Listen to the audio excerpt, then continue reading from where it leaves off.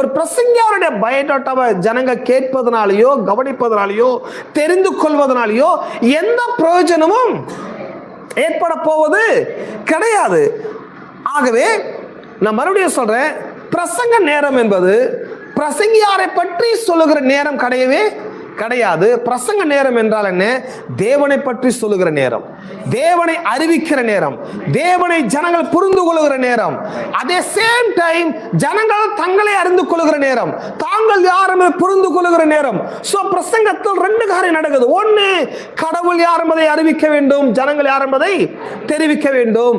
So பிரசங்கியார் யார்? Just preacher. அவர் யார்? செய்தியாளர். அவர் யார்? கடவுளை பற்றி சொல்றாரு, மனிதனை பற்றி சொல்றாரு. அழைக்கப்பட்டவர்கள், தெரிந்து கொள்ளப்பட்டவர்கள்.